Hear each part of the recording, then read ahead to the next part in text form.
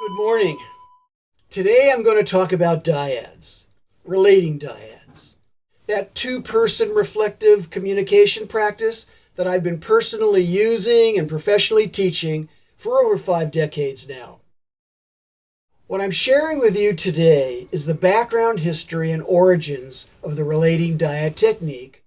And following that, in part 2, I'll talk about the origin and history of the Enlightenment Intensive, of which the core practice is the Enlightenment Dyad technique. I'm not going to explain the step-by-step instruction on how to do the relating dyad technique or the Enlightenment Dyad technique in this talk. Instead, you'll learn about some of the origins and backstory of the dyad practice. If you want to learn how to do the relating dyad practice or the Enlightenment Dyad technique, check out my books, my videos, and my courses in the description below. I was first introduced to the dyad process in 1968 by Tom Dorling. We were both students at San Diego State University when he introduced the Who Am I Enlightenment technique to my circle of friends. Those dyad seeds he dropped into my life have sprouted and have continued to grow over these past 5 decades. Briefly said, the dyad communication practice is a self-improvement communication exercise for two people. Its purpose is to expand your awareness and to create understanding between yourself and another, and to increase your ability to relate to others. The word dyad is a Greek word.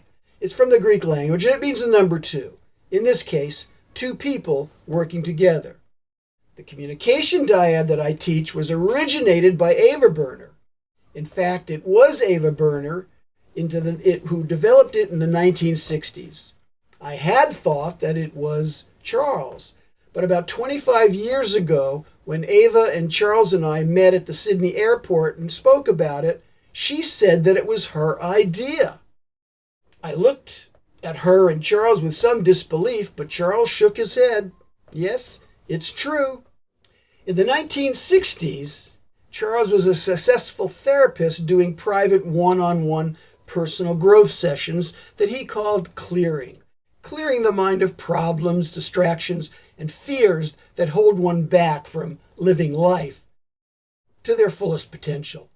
The private session format that Charles was doing with clients was one in which the therapist gives the client an instruction to follow. Something like, tell me about your relationship with your mother, or tell me how you want to be loved.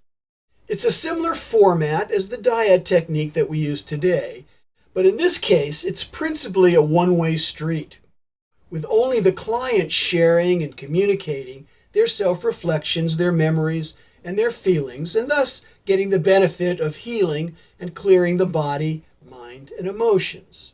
It's a great technique based upon sound spiritual and psychological healing principles. Ava's strength was one of practicality.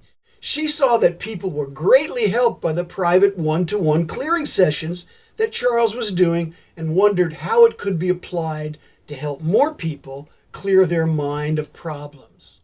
What could be done, she wondered. That's when Ava came up with the idea of what has now become called the dyad technique. Both Charles and Ava explored and experimented with using the dyad in groups. They found that one skilled facilitator could teach and monitor a large group of people who were following the guidelines and principles of the dyad technique. In part 2 of the origins and history of the dyad technique, I'll talk about the Enlightenment Intensive, and thank you for listening.